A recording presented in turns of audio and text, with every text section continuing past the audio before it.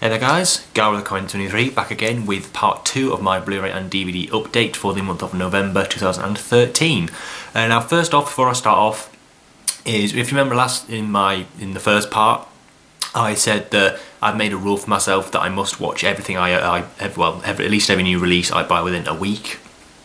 I've had to amend that a bit because literally the volume, the amount of stuff I get is literally like physically impossible to watch things within a week. So I've given myself a month. Now I know it is a little bit extended, but that's the way I'm going to do it basically, because like I said, just the sheer kind of volume of stuff I get, I'm not going to be able to get through it all in the time I have. So yeah, so instead of 1 week, it's going to be 1 month.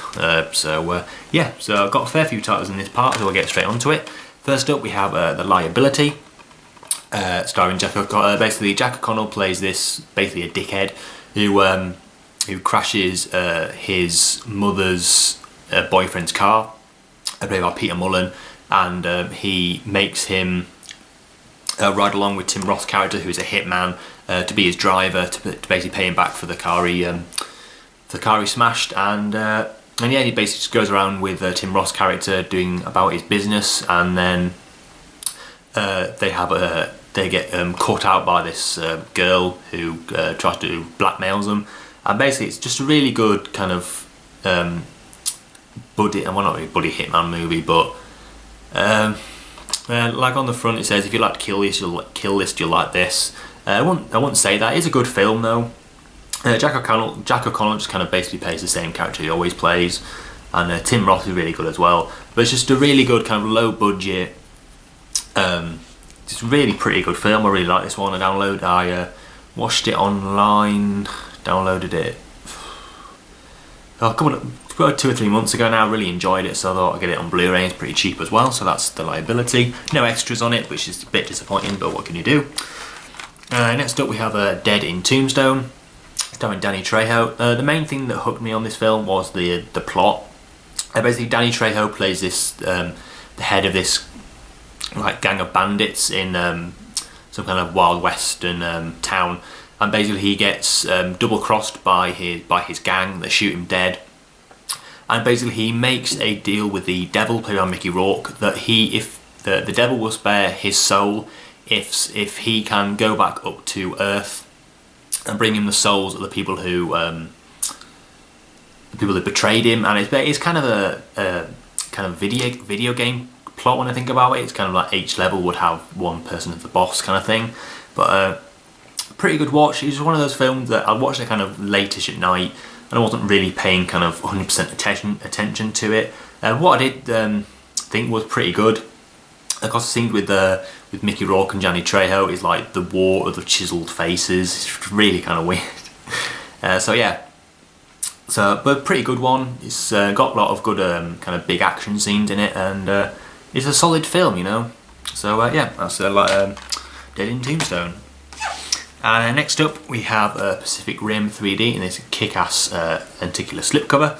Now you would have seen this if you watched my Out and About video, and yeah, haven't watched this one yet, but I'm waiting for kind of maybe a Friday or Saturday night to watch this one.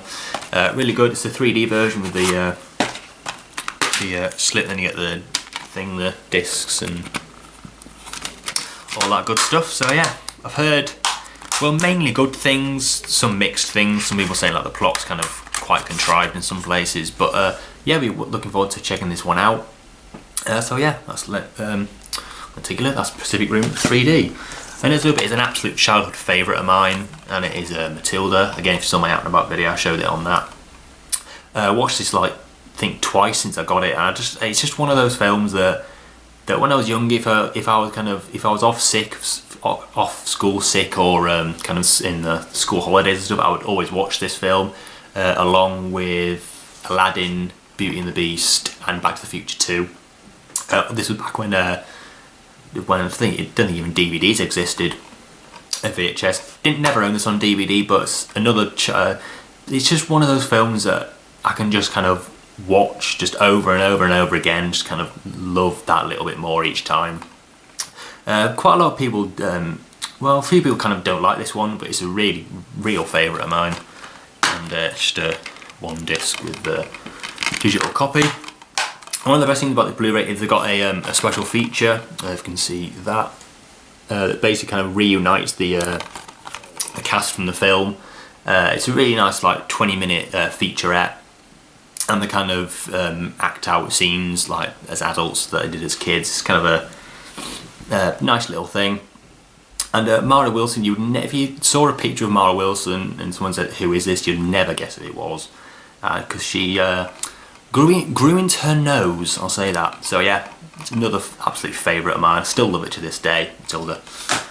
And next up we have Derek Series 1, the only series. I don't know if they're going to do another series of this, but it's basically Ricky Gervais plays this kind of mentally handicapped guy called Derek who works at an old folks home, and his friend Dougie, played by Carl Pilkington, who is absolutely hilarious in this, and David Earl as well. And just basically kind of goes about him like in one episode, like, tries to sell some autographs, and basically they have to fund themselves, and like each episode is like something they do. But it's really it's more downbeat. Well, not downbeat, yeah, but yeah, kind of I guess downbeat than is Ricky Gervais' other stuff. There's also, I believe, the first. It might have not been the first, but the first thing Ricky Gervais did, first sitcom Ricky Gervais did on his own without Steve Merchant. But I really like this one. It's just a one disc, but yeah, really quite like it. So it's more, yeah, I guess downbeat than his other stuff, and it's more of a straight roll for Ricky Gervais, because like all the others is like an actual like madcap character and all that, but more downbeat for. But yeah, I've said downbeat about 50 goddamn times now. So yeah, that's Derek Series 1. And then next up we have Monsters University. This is the 2-disc Sainsbury's exclusive. Contains bonus disc of all, I think most of, if not all, special features from the US. This is Sainsbury's is the only place to get the extra features. A lot of you can see that, a lot of decent featurettes. Now I did film a quick unboxing of this, but I just kind of forgot to upload it. It's kind of too late now. But anyway. But I think I might like this one better than Monsters Inc. I thought it was absolutely hilarious. Saw it at the cinema. I was laughing the whole way through. Just really good story. How Sully and Mike met in university or college. But anyway, of course there is a little not plot hole, but kind of something, because in Monsters Inc. they said that they met in high school or something, I think. But in this they obviously met in college. But anyway. Really funny. Just the script is just hilarious. I really love this one. So that's Monsters University. And the next one is, basically I was in Tesco's the other week and I saw that they've started doing 3 Blu-rays for £20, and not as good a selection as HMV, but still a few good titles. And the first one I picked up was The Last Stand, starring Arnold Schwarzenegger. I've heard good things about this. When I saw the trailer for this, I was thinking, oh, it's not going to be any good. Doesn't look very good, but people say it is good, so I'll be looking forward to checking this out soon enough. Yeah, Last Stand. And then a couple of animated films. First up we have Arthur Christmas.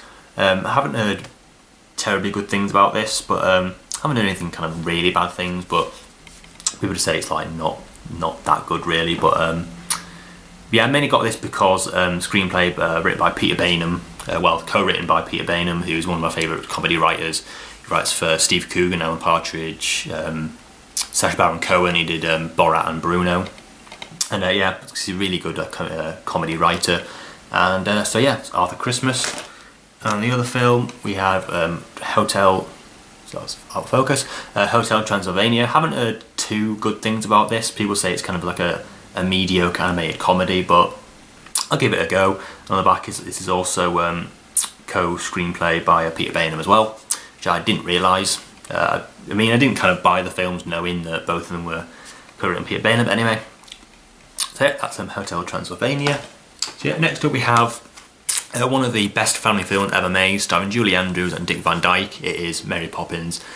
Just an amazing film, just a joyous film to watch. Just really good songs, really crap accents, and but yeah, it's just one of those. Just those magical films that they don't come along that often. You know, it's just like I say, it's just a joy to watch. Just amazingly written, amazingly acted, just an all-round amazing film. Bit disappointing for a 50th anniversary edition though. No slipcover, which I wasn't too bothered about, to be quite honest, because only kind of the main Disney films get kind of a slipcover, and it says 50th anniversary edition, which is alright, but the only the only kind of extra feature, if you know what I mean, kind of the new extra feature is a featurette for Saving Mr. Banks, which is a bit disappointing, but it has all the special features from the 2-disc DVD, I do believe. I'm not 100% sure, but I'm pretty sure it's all of them. But absolutely amazing film. I think Mark Como said recently that this is a film that he couldn't be friends with someone who didn't like this film, which I kind of totally agree with. Just really, really good. But so yeah, that's Mary Poppins. So now the last one for this part, we have the Wolverine. Did a quick unboxing of this last week. I haven't watched this one yet, but my brother wants to watch it as well, so I'll probably watch it with him kind of one day this week maybe. But yeah, Wolverine, really nice slipcover. Now I didn't opt for the steelbook, but I just thought that 23, 24 pounds just wasn't the price I was willing to pay for this film really. But $14.99 from Sainsbury's for another Sainsbury's exclusive with a bonus disc, Legacy X Wolverine and the X-Men. I think it's only like a half-minute kind of featurette, but still good to have. At the end, slipcover comes off. And then also I was kind of, because the only way to get the extended cut, which is here by the way, is with the steelbook or the 3D version, which I didn't want to kind of buy the 3D version or the steelbook. So I was looking on eBay the other day and I saw this. It was it $9.97 I think someone was selling it for, which is, you know, it's the disc only, but anyway. But also he, for some reason he also sent me the regular disc as well, so I'll have to sell that I think. But yeah, extended cut on there. And we have the film disc there and the Sainsbury's exclusive disc there. So I haven't seen this one, but I've heard it's, well, I think everyone says it's much better than Origins, which I've never seen. People say that's shite, but people say this is really good. So yeah, that's a Wolverine, and that'll do for this part. There will be at least one other part coming up near the end, kind of towards the end of the month. And the next video you'll see from me will probably be Breaking Bad Barrel special edition box set, which will be tomorrow. Hopefully I'll get that when I'm actually in, but I'll be in most of the day. But anyway, thanks for watching. Any of these titles you like, please rate and comment down below. And yeah, till next time, please rate, comment and subscribe, and I'll see you in my next video. Thanks for watching.